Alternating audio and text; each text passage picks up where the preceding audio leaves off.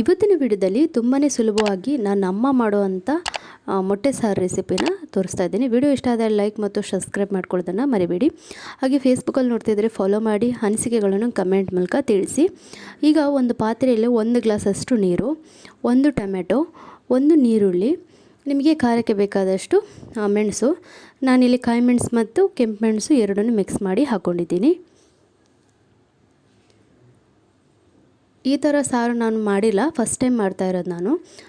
Taste ಮಾತ್ರ ಸೂಪರಾಗಿತ್ತು.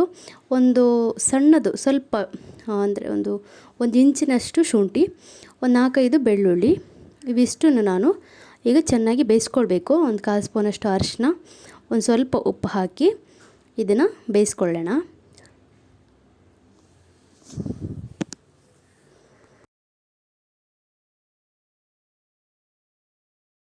ಇಲ್ಲಿ ನಾನು ಚಕ್ಕೆ ಲವಂಗನ ಹಾಕ್ಕೊಳ್ತಾ ಇದ್ದೀನಿ.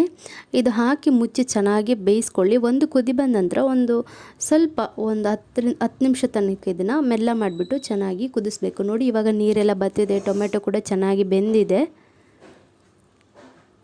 ಈಗ ಇದು ಸಾಕು, ತಣ್ಣಗಾಗ್ಲಿಕ್ಕೆ ಇದನ್ನು ಇಡೋಣ. ಈಗ ಇನ್ನೊಂದು ಪಾತ್ರೆಯಲ್ಲಿ ಅಥವಾ ಇನ್ನೊಂದು ಬಾಣಲೆಯಲ್ಲಿ ಒಂದು 2 ಸ್ಪೂನಷ್ಟು ಕೊತ್ತಂಬರಿ,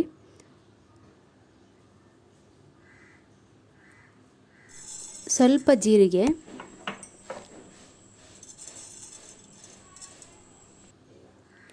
ಸ್ವಲ್ಪ ಸಾಸಿವೆ, ಇವೆರಡು ಚಿಟಪಟ ಅಂತ ಹೊಡಿಬೇಕು. ಅಲ್ಲಿ ತನಕ ಇದನ್ನು ಲೋ ಫ್ಲೇಮಲ್ಲಿ ಇಟ್ಟು ಫ್ರೈ ಮಾಡ್ಕೊಳ್ಬೇಕು. ಎಣ್ಣೆ ಏನೋ ಹಾಕೋದು ಬೇಡ, ಡ್ರೈಯಲ್ಲಿ ಫ್ರೈ ಮಾಡಿಕೊಂಡ್ರೆ ಟೇಸ್ಟ್ ಬೇರೆಯೇ ಇರುತ್ತೆ. ಎಣ್ಣೆ ಹಾಕಿದರೆ ಬೇರೆಯೇ ಟೇಸ್ಟ್ ಇರುತ್ತೆ. ಈಗ ನೋಡಿ, ಚಿಟಪಟ ಅಂತ ಹೊಡಿತಾ ಇದೆ. ಇಷ್ಟಾದರೆ ಸಾಕು. ಈಗ ಇದನ್ನು ನಾವು ಬೇಗ ತೆಗೆದುಕೊಂಡು ಒಂದು ಪ್ಲೇಟಿಗೆ ಹಾಕ್ಕೊಳ್ಳೋಣ, ಯಾಕೆಂದರೆ ಅದರಲ್ಲೇ ಇಟ್ಟರೆ ಅದು ಸೀದೋಗ್ಬಿಡುತ್ತೆ. ಬೇಕಿದ್ರೆ ನೀವು ಕಾಳು ಮೆಣಸು ಕೂಡ 1-2 ಹಾಕ್ಕೊಳ್ಬೋದು. ಇಲ್ಲಿ ನಾನು ಕೊತ್ತಂಬರಿನ ಅಂದರೆ ಫ್ರೈ ಮಾಡಿ ಇಟ್ಕೊಂಡಿರ್ತೀವಲ್ಲ, ಜೀರಿಗೆ, ಕೊತ್ತಂಬರಿ, ಸಾಸಿವೆನ ಅದನ್ನು ಮಿಕ್ಸಿಗೆ ಹಾಕ್ಕೊಳ್ತಾ ಇದ್ದೀನಿ ತಣ್ಣಗಾದ ನಂತರ.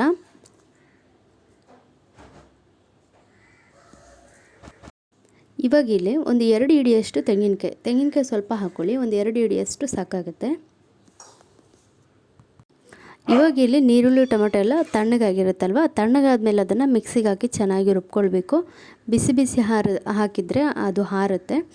ತಣ್ಣಗಾದ ನಂತರ ಇದನ್ನು ಮಿಕ್ಸಿಗೆ ಹಾಕ್ಕೊಳ್ತಾ ಇದ್ದೀನಿ. ಸ್ವಲ್ಪ ಸಾಧಾರಣವಾಗಿದ್ದು ತಣ್ಣಗಾಗಿದೆ. ನಂದು ತೆಂಗಿನಕಾಯಿ ಕೋಲ್ಡ್ ಇರೋದ್ರಿಂದಾಗಿ ನೀರು ಹಾಕುವಾಗ ಅದು ತಣ್ಣಗಾಗುತ್ತೆ. ಈಗ ಮಿಕ್ಸಿಗೆ ಈ ನೀರುಳ್ಳಿ, ಟೊಮೆಟೊ ಎಲ್ಲ ಹಾಕಿ ಗ್ರೈಂಡ್ ಮಾಡ್ಕೊಳ್ಬೇಕು. ನಂತರ ಇಲ್ಲಿ ಸ್ವಲ್ಪ ಹುಳಿ ಹಾಕಿ ನಾನು ಮಸಾಲಾನ ರುಬ್ಕೊಂಡಿದ್ದೀನಿ. ಒಂದು ಪಾತ್ರೆಗೆ, ಒಂದು ಬಾಣಲೆಗೆ ಎಣ್ಣೆ ಮತ್ತು ಕರಿಬೇವು ಹಾಕ್ಕೊಂಡು ಈ ರುಬ್ಬಿರೋವಂಥ ಮಸಾಲಾನ ಅದಕ್ಕೆ ಹಾಕಿ ಆ ಮಸಾಲಾನ ಎಣ್ಣೆಯಲ್ಲಿ ಸ್ವಲ್ಪ ಫ್ರೈ ಮಾಡ್ಕೊಳ್ಬೇಕು. ಎಣ್ಣೆ ಸ್ವಲ್ಪ ಜಾಸ್ತಿ ಅಂದರೆ ನೀವು ಸ್ವಲ್ಪ ಕಮ್ಮಿ ಹಾಕ್ಕೊಳ್ಬೋದು. ಈಗ ಈ ಮಸಾಲದಲ್ಲಿ ಚೆನ್ನಾಗಿದು ಬೇಯಬೇಕು.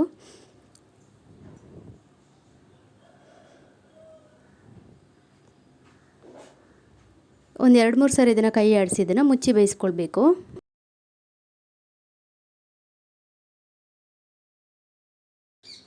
ಈಗ ನಾನು ಇದನ್ನು ಮುಚ್ಚಿ ಚೆನ್ನಾಗಿ ಬೇಯಿಸ್ಕೊಂಡಿದ್ದೀನಿ. ಈಗ ಮಿಕ್ಸಿಯಲ್ಲಿ ನಾವು ರುಬ್ಬಿರ್ತೀವಲ್ಲ ಮಸಾಲ, ಅದಕ್ಕೆ ನೀರು ಹಾಕಿ ನೀರನ್ನ ಹಾಕ್ಕೊಳ್ತಾ ಇದ್ದೀನಿ.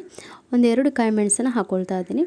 ನಂತರ ನಿಮಗೆ ನೀರು ತೆಳು ಎಷ್ಟು ಬೇಕಷ್ಟು ನೋಡ್ಕೊಂಡ್ಬಿಟ್ಟು ಹಾಕ್ಕೊಳ್ಬೋದು. ನೀವು ಗ್ರೇವಿಯಾಗಿ ಕೂಡ ಮಾಡ್ಕೊಳ್ಬೋದು, ಇಲ್ಲ ಸಾರಾಗಿ ಕೂಡ ಮಾಡ್ಕೊಳ್ಬೋದು. ನಾನಿಲ್ಲಿ ಸಾರು ಮಾಡ್ಕೊಳ್ತಾ ಇದ್ದೀನಿ. ಇದನ್ನು ನೀರು ಹಾಕಿ ಚೆನ್ನಾಗಿ ಕುದಿಸ್ತಿದ್ದೀನಿ. ನೋಡಿ, ಇವಾಗ ಚೆನ್ನಾಗಿ ಕುದೀತಾ ಇದೆ. ಇವಾಗ ನಾವು ಇದಕ್ಕೆ ಮೊಟ್ಟೆನ ಹಾಕ್ಕೊಳ್ಳೋಣ. ನಾನು ಇದಕ್ಕೊಂದು 5 ಮೊಟ್ಟೆ ಹಾಕ್ಕೊಂಡಿದ್ದೀನಿ. ಹಾಗೆಯೇ ಮೊಟ್ಟೆ ಹಾಕುವಾಗ ಫಸ್ಟಿಗೆ ಒಡೆದು ಒಂದೊಂದೇ ಹಾಕಿ, ಯಾಕೆಂದರೆ ಒಂದೇ ಸರಿ ನೀವೀಗ 4 ಹೊಡೆದಿರ್ತೀರ, ಅದೇ ಪಾತ್ರೆಗೆ ಮತ್ತೊಂದು ಹೊಡೆದು ಹಾಕುವಾಗ ಒಂದೊಂದು ಹಾಳಾಗಿರುತ್ತೆ. ಹಾಗಾಗಿ ಸಪ್ರೇಟ್ ಹಾಕಿ. ಈಗ ಮೊಟ್ಟೆ ಹಾಕಿದ ಮೇಲೆ ಏನು ತಿರುಗಿಸ್ಬಾರ್ದು. ಒಂದು 5-15 ನಿಮಿಷ ನೀವು ಇದನ್ನು ಲೋ ಫ್ಲೇಮಲ್ಲಿ ಇಟ್ಟು ಮುಚ್ಚಿ ಓಪನ್ ಮಾಡಿದರೆ ನೋಡಿ, ಈ ರೀತಿ ಮೊಟ್ಟೆ ಚೆನ್ನಾಗಿ ಬೆಂದಿರುತ್ತೆ. ಎಷ್ಟು ಸುಲಭದ ರೆಸಿಪಿ ನೋಡಿ. ಇವತ್ತಿನ ಮೊಟ್ಟೆ ರೆಸಿಪಿ ನಿಮಗೆ ಇಷ್ಟ ಆಯಿತಾ? ಇಷ್ಟ ಆದರೆ ಲೈಕ್ ಮತ್ತು ಶೇರ್ ಮಾಡೋದನ್ನು ಮರಿಬೇಡಿ.